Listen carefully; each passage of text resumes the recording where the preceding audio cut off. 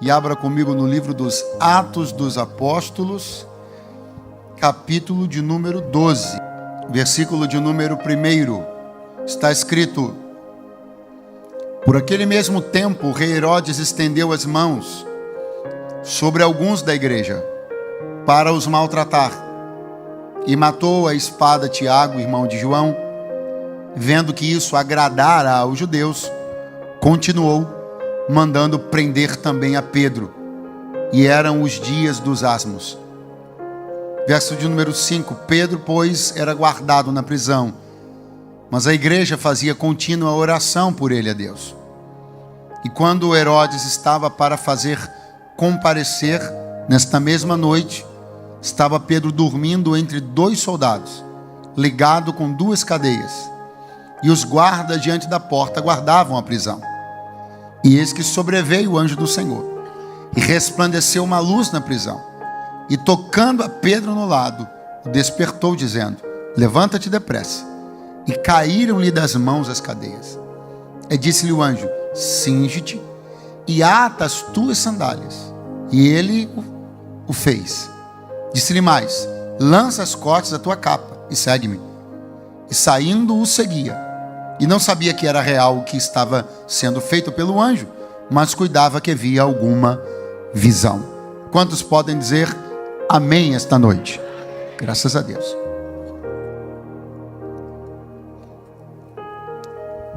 Era um tempo difícil, um tempo de pressão que a igreja primitiva estava sofrendo. E essa pressão, essa movimentação de perseguição e de pressão, comandada por Herodes, ela é descrita na Bíblia por 3 movimentos, um após o outro. Primeiro, a Bíblia diz que ele estava lançando mão de alguns crentes para os maltratar. Diga comigo, maltratar. E aí a Bíblia diz que ele agora manda matar Tiago, a espada. E agora a Bíblia diz que ele, vendo que isso agradava aos judeus, continuou mandando prender a Pedro. Essas 3 coisas, essas 3 ações promovidas por Herodes, que é ou que faz parte de um clã que já havia demonstrado seu espírito de crueldade, haja vista o outro Herodes que mandou decapitar João Batista na prisão, haja vista o Herodes do início dos evangelhos, aquele que mandou matar os meninos na época do nascimento de Jesus. Então é um clã que tem a crueldade nas veias. E não só tem a crueldade, mas Herodes, além de ter a crueldade, ele tem o espírito político. E o espírito político associado à crueldade se tornou uma combinação bombástica, destrutiva, terrível. Porque o texto diz que ele percebeu que estas suas ações geravam agrado, geravam satisfação nos judeus.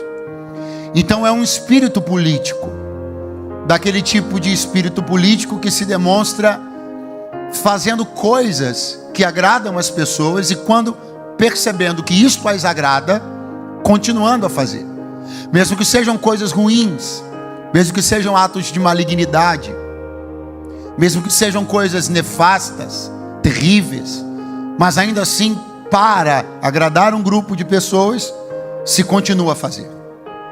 Esta palavra me pegou durante um tempo. Herodes continuou mandando prender também a Pedro. Diga comigo, continuou. Essa palavra, como eu disse, me pegou durante alguns minutos, ou porque não dizer até algumas horas. Continuou. Porque quando olhamos para trás, nós vemos uma atitude, ou melhor, 2 coisas já muito terríveis.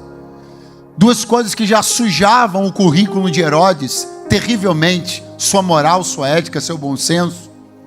Tudo, porque ele maltratou os crentes e matou o Tiago à espada. Só que de repente a Bíblia diz que ele continua. Essa palavra, esse verbo, ele serve de para chamar a nossa atenção, serve para nós como uma forma de olhar e perceber que muitas vezes é preciso entender que não se pode continuar. Às vezes você já tomou uma atitude errada, tomou até a segunda, mas para espanto de alguém que está vendo o que está acontecendo, você continua. E Deus me trouxe hoje aqui esta noite para dizer algo aos irmãos em Cristo, pela fé, pelo zelo que tenho pela palavra e com a igreja de Jesus. Tome muito cuidado para não continuar, para após já ter demonstrado alguns comportamentos que aborrecem a Deus, que entristecem o Espírito Santo, continuar. Porque alguém vai dizer: pastor, Herodes continuou e não deu em nada. Isso não é bem verdade. Não vai demorar muito e Herodes estará diante de uma plateia. Eu falei sobre isso na última mensagem que ministrei aqui. E quando o povo vai dizer vote de Deus, não de homem, e ele vai receber aquela glória, em vez de reputá-la a Deus, ele morre comido de bichos por não ter dado glória a Deus. Porque todos que insistem em continuar, uma hora podem esbarrar com um Deus que para. E a verdade é que se Deus tem poder e pode ser, e é isso que eu quero que Ele seja para mim, uma gigantesca força propulsora, que ao eu acordar de manhã, Ele me dê graça para ver um dia poderoso, que Ele me impulsione para viver conquistas, que Ele me impulsione para correr. O Deus que tomou Elias, né? E o que o fez correr adiante do carro de Acabe, o Deus que impulsiona, também bota a mão no peito. O Deus que empurra pelas costas, também põe a mão no peito. E eu quero convidar você a tomar a decisão de só conhecer o Deus que impulsiona pelas costas, mas não conhecer a mão dele parada na frente do seu peito. Porque todas as vezes que a gente quer continuar, a gente descobre que tem um Deus que quando Ele manda parar, ninguém continua mais. Herodes continuou até separado por Deus, para fazer o que agradava aos judeus. Só que quando eu olho por esse verbo, que Herodes continuou, mandando prender também a Pedro, eu me deparo com algo. E eu vejo que jamais, eu disse o que, gente? Jamais Deus se verá em desvantagem, e nem a sua igreja. A igreja, de maneira local e focal, ela pode até ter suas debilidades e problemas, mas a igreja de Jesus, ela é sempre, de maneira universal, vitoriosa e triunfante. Deus nunca está atrás do império das trevas, Deus nunca está em desvantagem, e a igreja nunca estará em desvantagem. Pastor, mas por que o senhor diz isso? Porque eu olho e vejo que a Bíblia me diz que Herodes continuava a fazer suas maldades e manda prender a Pedro. E daqui a pouco eu olho e vejo a Bíblia dizer assim: mas a igreja fazia contínua oração por Pedro. Se por um lado Herodes continua, por outro lado a igreja também faz contínua oração continuada. É o mesmo tipo de movimento que não para, que continua. Se há persistência de Herodes em fazer o que é o mal, há persistência da igreja em orar pela libertação de Pedro. Se há persistência de Herodes em ser político e maligno, há persistência da igreja em ser intercessora e misericordiosa. Ou enquanto alguém já levanta as mãos na noite dessa quinta-feira, eu tenho uma palavra de Deus para te dar: não vai parar. Herodes não vai parar, a maldade não vai parar, a malignidade não vai parar, a má política não vai parar, a perversidão das pessoas não vai parar, a lascívia não vai parar, a imoralidade não vai parar, a falta de justiça não vai parar. Mas enquanto estas coisas continuam, a igreja também não para. Que tudo isso vai continuar, nós já sabemos. A pergunta é se nós vamos continuar fazendo o que temos que fazer, ou se vamos parar. Porque só há um jeito, uma forma de Herodes triunfar contra você: se ele escolher continuar e você escolher parar. Pega a mão de alguém que está do seu lado agora, por favor. Diga para eles: só tem um jeito. Horrível, vai de novo. Só tem um jeito de Herodes prevalecer contra você: se ele continuar e você decidir parar. Então deixa ele continuar e você continua daqui. Deixa ele continuar de lá e você continua daqui. Ele continua perseguindo, a gente continua orando. Ele continua prendendo, a gente continua intercedendo. Ele continua fazendo o que é mal, mas eu continuo fazendo o que é bom. Ele continua colocando frieza, eu continuo clamando pelo fogo. Ele continua amordaçando, eu continuo com a boca aberta. Ele continua prendendo, o céu continua soltando. Deixa ele continuar de lá, porque a igreja vai continuar de cá.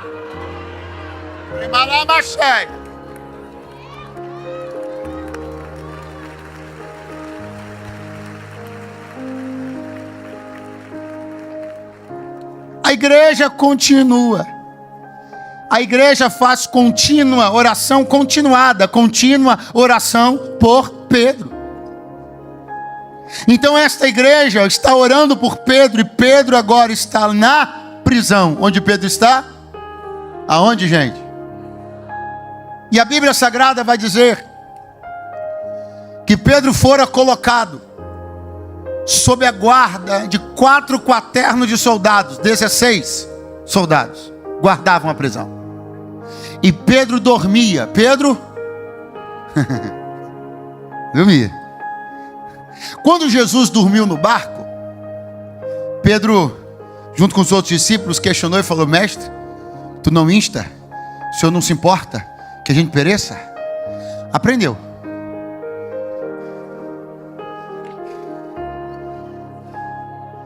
Aprendeu. Ele não entendia ainda sobre dormir em tempestades. Agora parece que ele está entendendo. Está marcado para ser apresentado por Herodes diante do povo. Tiago já morreu à espada, os crentes sendo perseguidos, Paulo cantando na cara de Enoque, e Pedro dormindo. Aprendeu. Graças a Deus. A questão é que num primeiro momento a gente pode ser até como Pedro e não entender Jesus dormindo, porque certos níveis de tranquilidade incomodam pessoas intranquilas. Só que tem uma hora que a gente amadurece e aprende a ser tranquilo também. Se você anda incomodado com a tranquilidade dos outros, talvez isso sinalize que você anda perturbado demais. Se a calma dos outros está te deixando nervoso, se a confiança dos outros em Deus está fazendo com que você fique irritado, é sinal que eles conhecem mais sobre o Evangelho do que você. Mas um dia a gente fica intranquilo com a tranquilidade dos outros no barco, mas depois a gente aprende e dorme até na prisão, porque todo mundo pode amadurecer e melhorar. Quem está por aí ainda, diga alguma coisa, por favor. Mas a Bíblia vai além. Eu dar uma informação que eu acho que vale ouro. Os 4 quaternos de soldados fazem um tipo de proteção, estão posicionados de algumas maneiras, guardando as portas da cadeia. Mas 2 em particular estão numa posição muito diferente. A Bíblia diz assim: Pedro dormia entre 2 soldados. Pedro entre 2 soldados. Deus me despertou e me disse uma coisa tão singela, tão sensível, que a mim me abençoou muito, mexeu muito. Hoje aqui o nosso irmão Marco Aurélio cantando, né, sobre a paixão de Jesus. E a gente se sensibiliza, a gente dá glória a Deus, e é bom porque a gente não pode esquecer.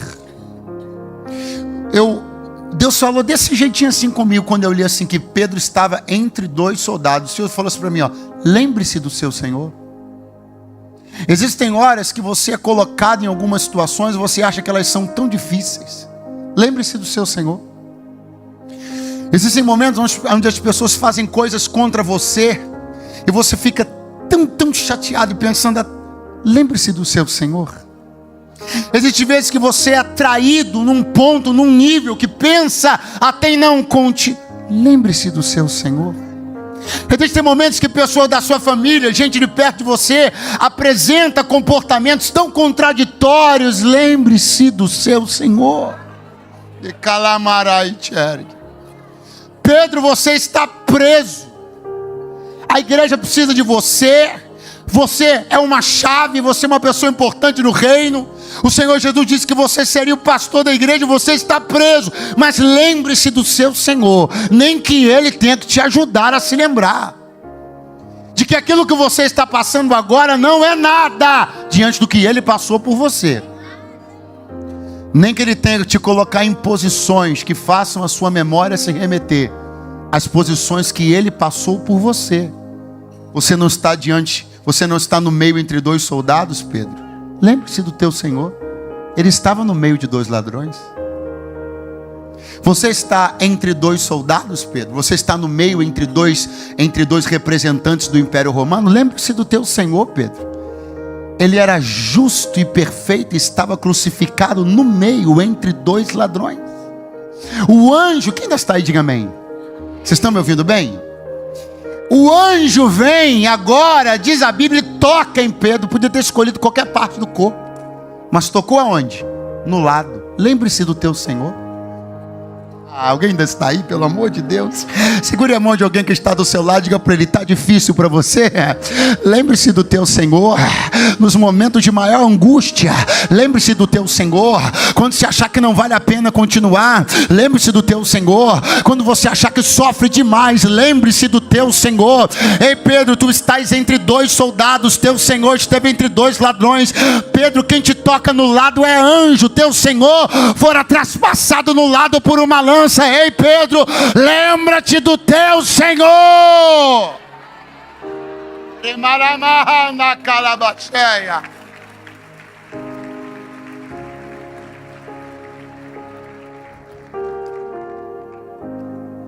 A Bíblia vai dizer que Pedro, entre estes dois soldados, de repente o anjo do Senhor toca-lhe do lado e diz para ele: levanta depressa. Levanta. O anjo só falou sobre pressa com Pedro uma vez, só quando ele mandou ele se levantar. Preste muita atenção, porque você vai olhar e vai dizer: eu sei o que foi isso. O que foi? Fuga. Não foi. Não reduza as coisas que Deus faz. Não use essa palavra, ela é inadequada. Pedro não fugiu, saiu. E vou te falar por que ele não fugiu e sim saiu. Há não muito tempo atrás passou uma reportagem na televisão de um pouso que aconteceu no Japão, e podia ter sido uma tragédia, porque começou um incêndio no avião, mas não foi. E não foi porque as pessoas obedeceram uma ordem de evacuação que todo mundo ouve quando está numa aeronave. Se qualquer coisa acontecer na aeronave, saia sem pegar pertence nenhum. Toda evacuação apressada não compreende pegar nada que lhe pertence. Se você tiver que fugir, se você tiver que sair numa situação de fuga, você não pode pegar a mala de mão, não pode pegar a mochila, você tem que sair sem nada. Olha para o anjo falando para Pedro: calça a sandália, cinge-te, bote a capa. Mas e aquela pressa toda? Era só para você acordar. Agora isso aqui não é fuga, está tudo sob controle. Faz isso, faz aquilo outro. Eu tenho uma palavra de Deus para te dizer: você não vai sair fugido não, você vai sair pela porta. O que Deus está fazendo não é nada estabanado, nada atabalhoado. O que Deus está fazendo é ordeiro. Eu tenho uma palavra de Deus para entregar. Ele está dando uma ordem, está abrindo uma porta e está tirando alguém de um lugar, de uma circunstância, de uma situação. Mas tu não vai sair envergonhado, tu não vai sair fugido, você vai sair calçado, cingido e coberto. Aí alguém ainda está por aí? Aleluia!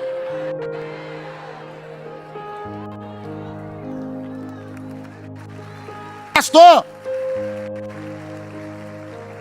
mas não é fuga, não é, é saída. Sair é uma coisa, fugir é outra.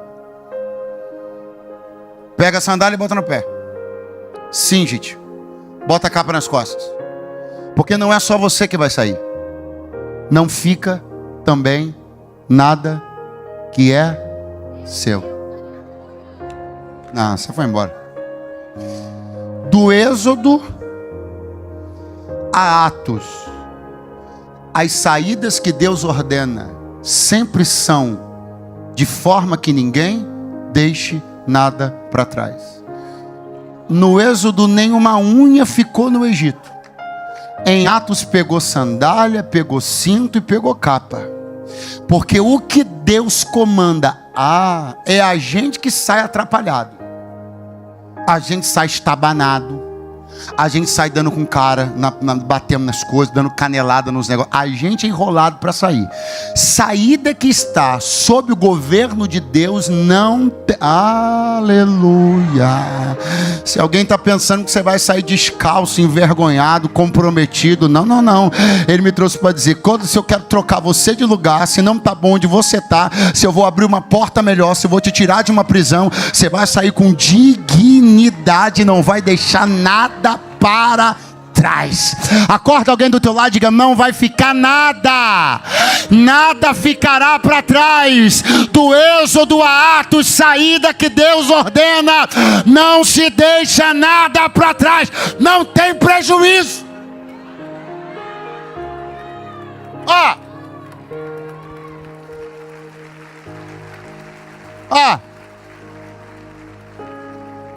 Não tem a palavra, mas tem a comunicação. Calça a sandália. Então eu estou te falando que você vai caminhar. Cinge os lombos. Estou falando que você, além de caminhar, vai põe a capa. Já estou te adiantando como está a temperatura lá fora. Então, em 3 ordens, o anjo deixou claro o que Pedro faria. Quando ele disse calça, o anjo está dizendo você vai andar. Quando ele diz cinge, o anjo está dizendo você vai correr. Quando ele diz se cobre, o anjo está dizendo está frio. Você não sabe, mas eu sei. Porque Deus já está preparando você agora para o que está te esperando lá fora. Eu preciso de 5 pessoas pelo menos para crer. Deus está te preparando agora para o que está te esperando lá fora. É por isso que ordem de Deus não se questiona. Vou calçar para quê? Porque você vai andar. Vou cingir para quê? Porque vai correr. Mas tá muito calor. Aqui dentro, lá fora tá frio. Bota a capa. Toda ordem que Deus dá não é para jogar a conversa fora, nem para ganhar tempo. Toda ordem que Deus dá é porque Ele já percebeu qual é o próximo passo. Ele sabe o que te espera. Então quando Ele te chamar para algo, vai. Eu estou falando com gente aqui que está sendo chamada para oração, mas não ora. Chamada para o estudo e não estuda. Para que eu vou fazer isso? Tu não sabe o que te espera lá fora, mas o teu Senhor já sabe. Faz agora.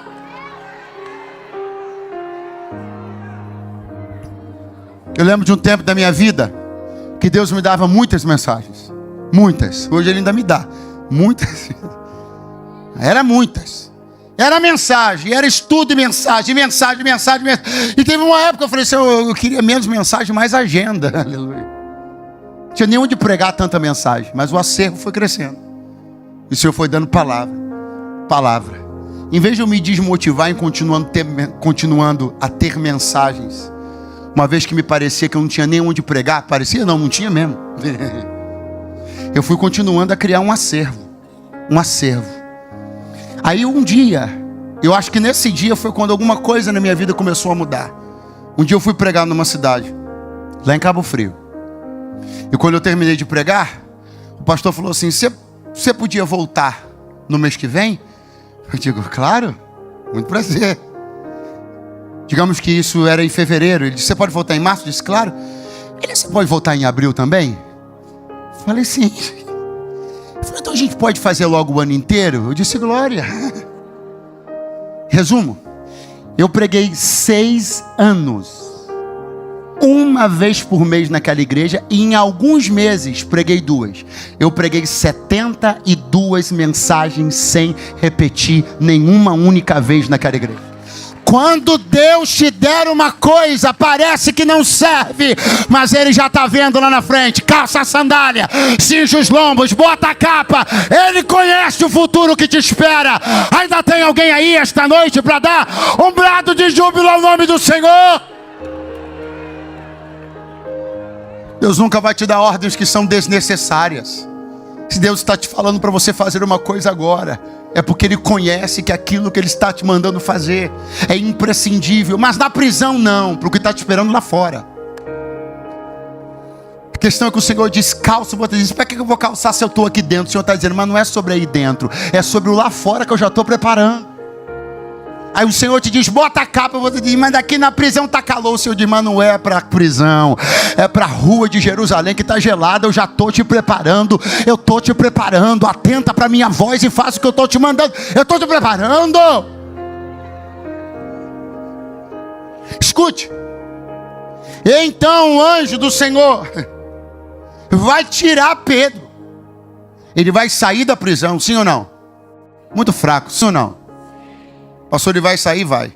E onde é que ele estava mesmo? Dormindo entre dois soldados. Numa posição centralizada. Numa posição central. Numa posição de equilíbrio. Preste atenção. Quando eu falo de posição de equilíbrio, posição central, isso me remete a uma palavra, a um elemento. Pergunte qual? Coluna. E quando eu olho para Pedro, isso faz muito sentido, porque não sou eu, é a Bíblia quem apresenta Pedro ao lado de Tiago e João como sendo as colunas da igreja. Então preste atenção. Pedro representa a figura para a igreja de uma... Oxe, gente. Pedro representa para a igreja a figura de uma... Porque é aquilo que estabiliza, que está numa posição importante, que dá estruturação. Aí eu olho para Pedro e vejo ele no meio de dois soldados romanos, justamente exercendo no papel, na posição de quem equilibra, sustenta. Mas ali, o Senhor diz, não, se a coluna é da igreja, não pode ficar dentro da prisão. Se eu fosse você, eu tomava como meta de vida ser importante no reino, relevante no reino e útil no reino. Pergunte por quê? Porque se você é uma coluna da igreja, se o sistema de Roma tenta colocar você dentro dele, o Senhor te tira. Agora tem gente que entra em alguns sistemas e não sai mais. Por quê? Porque ele nunca se constituiu como coluna de outro lugar. Então não importa onde ele seja colocado, porque ele não faz falta em outro lugar. Pedro não podia naquele momento da igreja. Tiago foi morto à espada. Mas naquele momento da igreja, Pedro, a coluna da igreja, não podia estar encarcerado. Não podia ser ele coluna de uma cadeia romana. O Senhor olhou e disse, ô Herodes, a coluna é minha. Você não vai usar minha coluna na tua cadeia. Dê minha coluna para cá, anjo, vai lá e bote a minha coluna no lugar que ela tem que estar, que é dentro da minha igreja. Quem é útil para o reino, Deus não deixa ser manipulado nem usado por ninguém. Se tu és útil para o reino, Deus vai te tirar de cadeia, de prisão. Deus vai te tirar de fofoca, de intriga, de confusão que estão querendo te meter. O Senhor me trouxe para dizer, eu não vou deixar você na mão de ninguém, porque tu é coluna na minha mão. E a maraba cheia.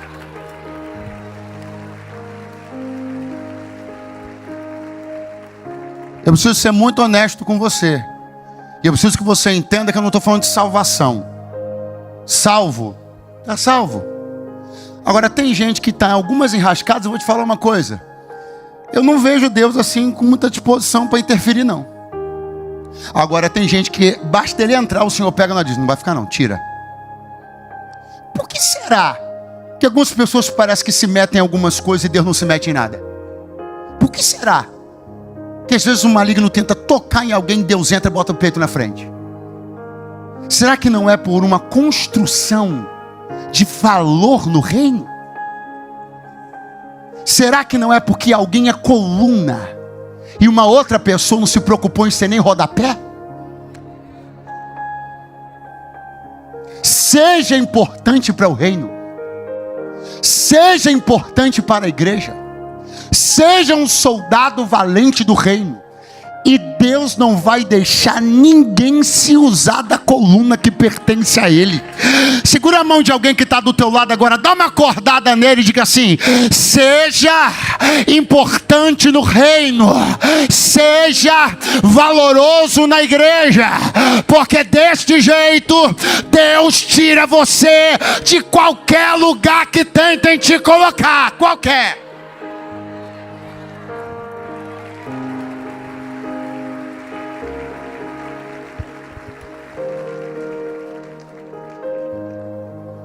Marque a vida das pessoas, marque o reino, marque a igreja. Você vai perceber os efeitos que isso causa. Naamã era um homem valoroso, porém leproso. Era leproso, mas antes disso, valoroso. Construiu uma vida de valor. A menina quis ajudar, a esposa quis ajudar, o rei quis ajudar, o profeta quis ajudar, todo mundo quis ajudar, porque o cara tinha valores. Quando uma pessoa fica largada e ninguém quer ajudar, eu fico me perguntando o que ele construiu na vida dos outros. Coluna de Deus não fica na cadeia de Herodes. Pastor, eu preciso de algo a mais aí para ver esse desenho bonito. Veja agora. Quando Pedro saiu da prisão, para onde ele foi? Para a casa de Maria, aonde quem estava reunido lá? Muito fraco, Então literalmente Pedro saiu da cadeia e foi para... Então literalmente Deus tirou sua coluna do sistema errado e colocou ela no lugar dela, no meio da igreja. Alguém ainda está por aí? Eu estou vendo Deus transportando você para o lugar que é digno você estar, porque ninguém vai se aproveitar do teu dom, do teu talento, do teu ministério, da tua chamada. Tu não serás coluna de Império Romano, tu não serás coluna de Herodes, tu não serás coluna de cadeia de Herodes. Ninguém vai fazer você de plataforma para agradar ninguém. O Senhor me trouxe para dizer: tu és minha coluna da minha igreja e ninguém vai se aproveitar de você. Quem te usa sou eu. Roma não te usa, Herodes não te usa, patrão não te usa. Quem te usa sou eu. Aleluia.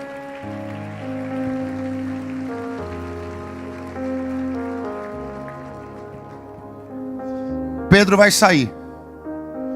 E ele está como? Diga comigo. Calçado, cingido, coberto.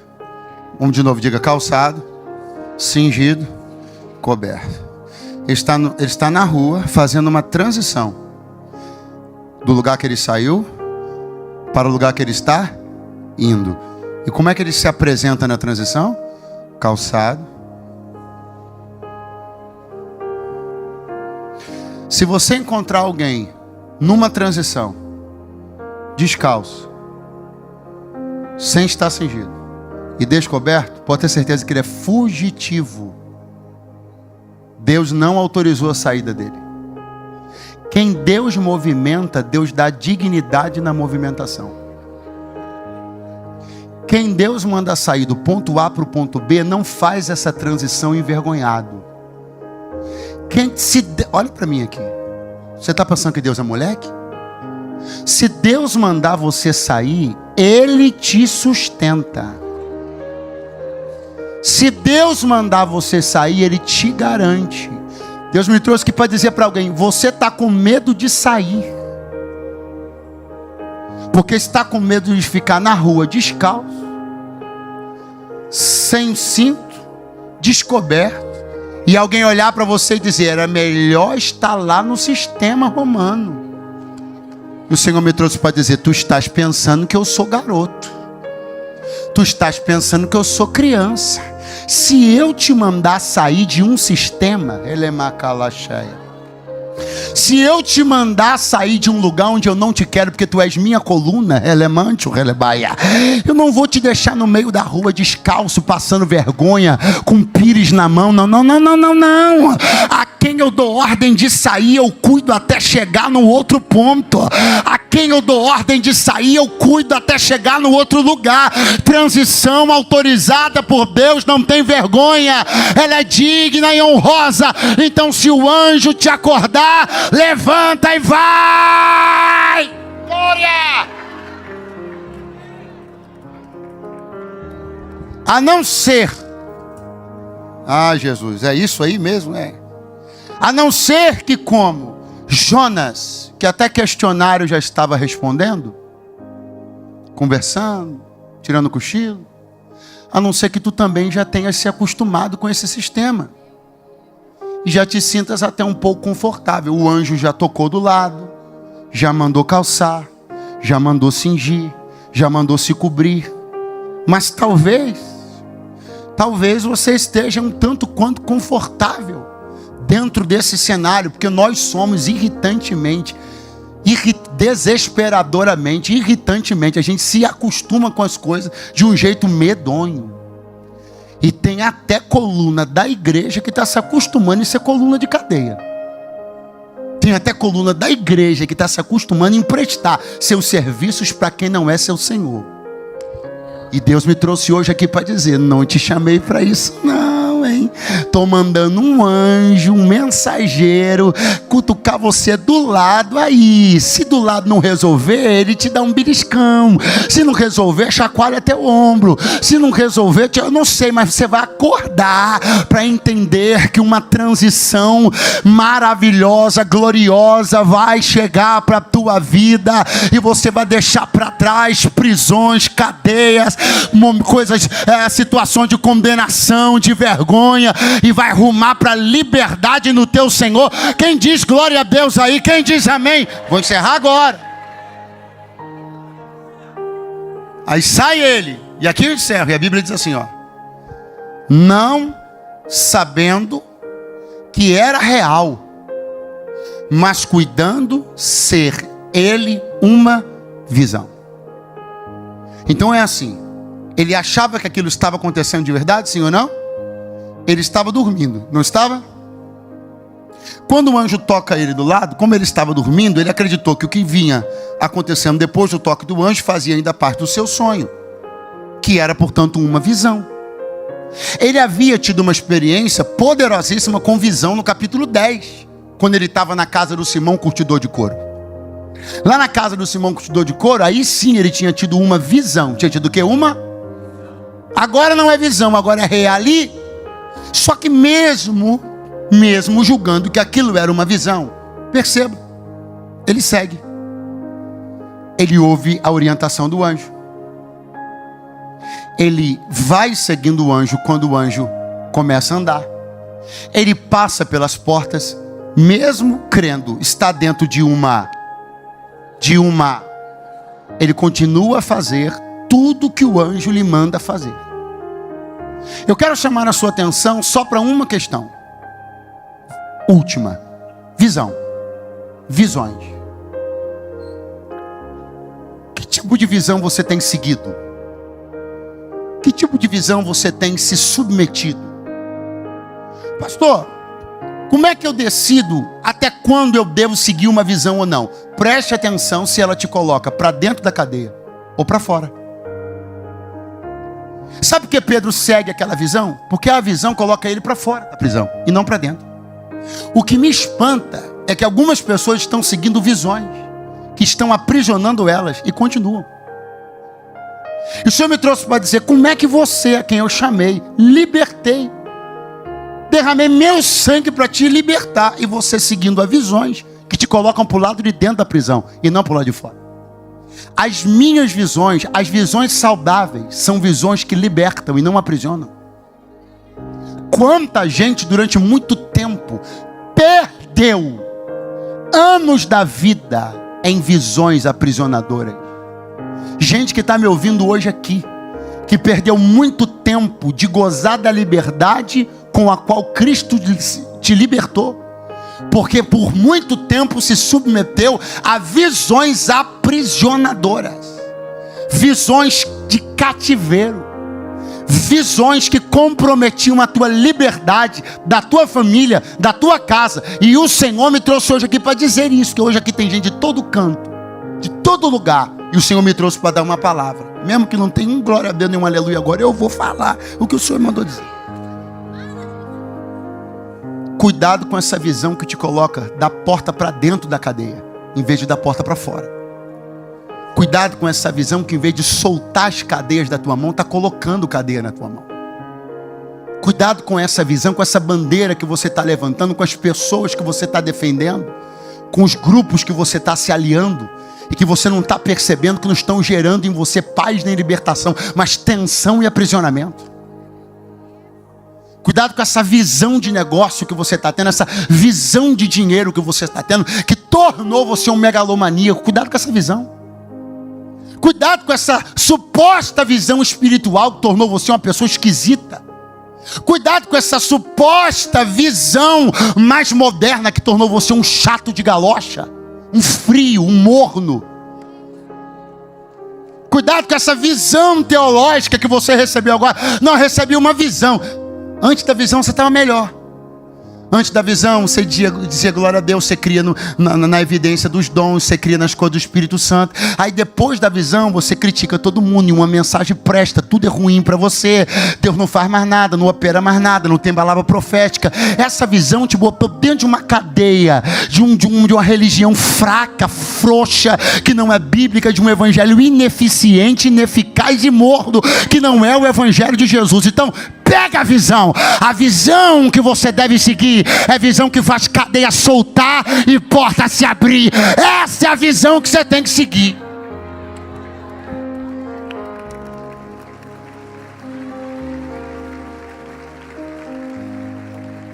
Deus me trouxe hoje aqui para dizer uma coisa bem interessante para algumas pessoas. Está na hora de você largar essa visão. Está na hora de você abandonar essa visão. É até mesmo a visão que você teve depois de um curso que você fez e pagou até muito dinheiro. Pastor, tem 10 parcelas. Abandona a visão, paga as parcelas e sai dessa visão. Larga essa mentoria que você está fazendo. Eu sei que você fez até o fim do ano, tem parcela até dezembro, né? Mas larga essa mentoria, abandona essa visão. Você se tornou uma pessoa tão pragmática, tão chata. Você perdeu a liberdade no Espírito Santo, você perdeu a sensibilidade do mover de Deus, você se tornou um crítico desinteressado nas coisas espirituais, protocolar, sistemático. Continua essa mentoria, vai apagando ela, mas sai dessa visão. Sai dessa visão limitadora, sai dessa visão que te amordaça, que bota a cadeia nos teus pés, nas tuas mãos, e siga uma visão, aleluia, que te coloca para fora do sistema de aprisionamento, uma visão que abre teus olhos, uma visão que te coloca na igreja e não fora dela. Porque a visão, estou encerrando, a visão que Pedro teve, levou ele, sabe para onde? Para a igreja. Cuidado com essa visão que te tira da igreja em vez de te colocar dentro dela. Cuidado com essa visão que você tem ouvido, se alimentado, bebido dessa água, comido dessa comida, dessas supostas visões tão interessantes sobre igreja, ou sobre desigrejamento, sobre o fato de ser desnecessário. Deixa essa palavra existir, eu vou tentar inventar uma agora aqui. É desnecessário liderança, desnecessário pastor, desnecessário igreja, desnecessário templo, desnecessário culto. Sai dessa visão, essa visão está te levando para fora. Uma vida assim você já tinha, fazendo só o que você quer, sem subordinar a ninguém, sem ter ninguém para você poder conversar, ninguém para você poder confessar pecado. Essa visão você já tinha, então você está voltando para a prisão, não saindo dela. Fique com a visão que faz cadeia cair das mãos, e não visão que bota cadeia nas mãos e nos pés.